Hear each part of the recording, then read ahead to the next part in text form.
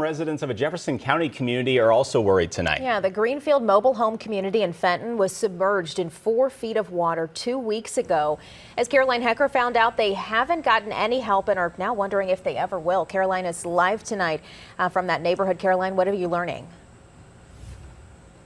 Well, Sam, you're right. They're not on that list that we just heard this afternoon. FEMA, at least giving help to some of the counties in our area. The muck and the mud from some of the floodwaters here is still evident on the ground. Everything that was at the curb that's damaged now sitting in this big dumpster. But people here asking, will it be enough to warrant a plea from FEMA for help? Water raged through the front yards in this mobile home subdivision in Fenton late last month. Cars submerged, sheds destroyed as nearby Sugar Creek overflowed its banks. And he's like, hey, your skirting's floating down the street. And I'm like, no way. No way. Bannister says his family, including his wife and 1-week-old baby, made it to the rescue boat by wading through the floodwaters. On my wife, it was about thigh high. So, I mean, it was pretty close to her incision from her C-section. So we're trying to deal with the doctor's office to try to get her on some kind of antibiotic just in case. The deep water receded within a few hours, revealing the destruction left behind. Just literally took my car, took my wife's car, took about 10 or 11 cars on this block and just washed them away. There's people who literally, they live paycheck to paycheck and everything's wiped away.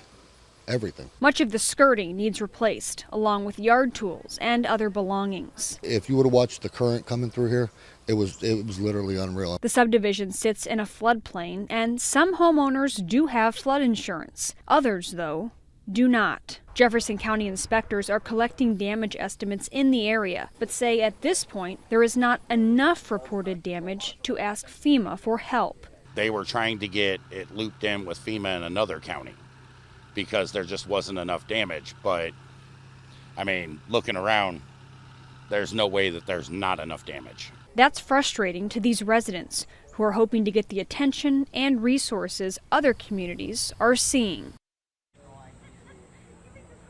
Now, Jefferson County Emergency Management told us today that their inspectors are still out. They are looking at this damage. They're still in the process of collecting those reports. And the best thing you can do is to report your home's damage to the emergency department. Now, if it ends up being that there's not enough monetary damage here in this subdivision that would warrant a plea to FEMA, the county does say there are a list of resources, really community organizations that step forward in emergencies and disasters like this to help homeowners with a variety of different resources. They are more than willing to help give that information out right now. All you have to do is call Jefferson County Emergency Management.